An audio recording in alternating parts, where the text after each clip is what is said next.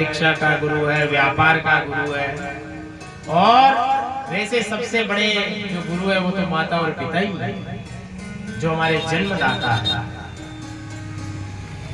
पर इस आत्मा को परमात्मा से मिला दे, इस आत्मा को परमात्मा से मिलाए, वो हमारे सतगुरु है। तो इसलिए ऐसे गुरु की हमें आवश्यकता है। तो इसलिए जब भी आपकी इच्छा हो, गुरु दर्शन अवश्य करें, गुरु जी का मंत्र मनन पठन अवश्य प्राणी को करना चाहिए। इसी प्रकार भागवत जी के अगले स्कंद में हम प्रवेश कर रहे हैं और द्रोण पुत्र अश्वत्थामा,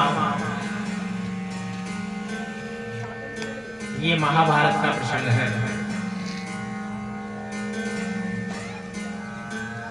द्रोणाचार्य जी का पुत्र है अश्वत्थामा। अश्वत्थामा ने क्या किया?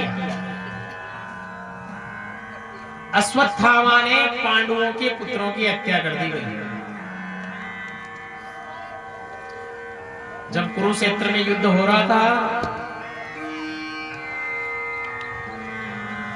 तो एक खेमे में पांडव पुत्र थे, एक खेमे में पांडव, एक में कृष्ण, एक में कुंती।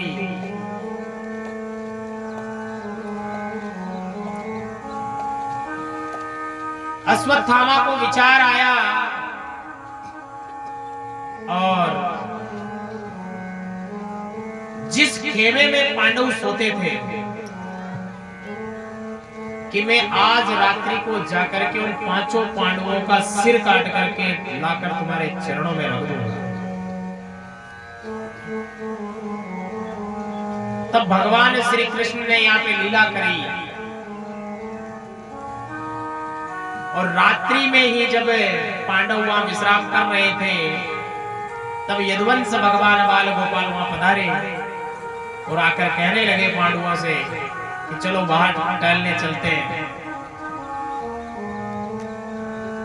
हमारे गोविंद की बात कोई टालता नहीं है। इसलिए पांडव प्रसन्न हुए और भगवान के साथ विचरण करने के लिए गए। जैसे विचरण करके आने लगे तो पांडव पुत्रों का जो खेमा है जहां पांडव पुत्र सो रहे थे वहां भगवान खड़े हो गए और मंद मंद मुस्कुराने लगे। उतने में पांडव पुत्र जगे हुए थे, वो भी बाहर आ गए और बाहर आकर भगवान की ऐसी लीला हुई कि भगवान कहने लगे कि हे पुत्रों, तुम जाकर के आज पांडु वाले कक्ष में जाकर सो जाओ।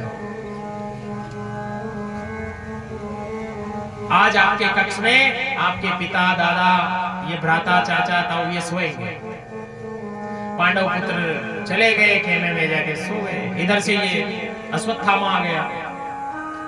रात्रि हुई, रात्रि में अश्वत्थामा अपने खड्ग लेकर आया और मन ही मन प्रतिज्ञा करता आ रहा था कि आज तो मैं भीम, अर्जुन, सहदेव, नकुल, युधिष्ठिर इन सबके सिर ले जा करके पिताश्री के चरणों में अर्पित कर दूंगा,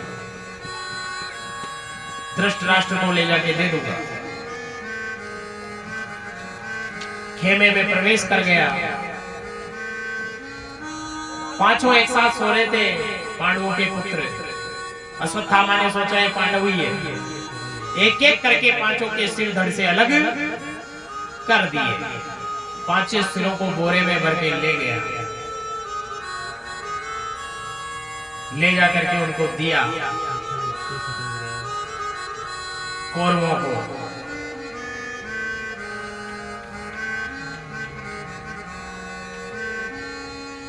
कौरवों को ज्ञात हुआ कि ये पांडवों के सिर नहीं है।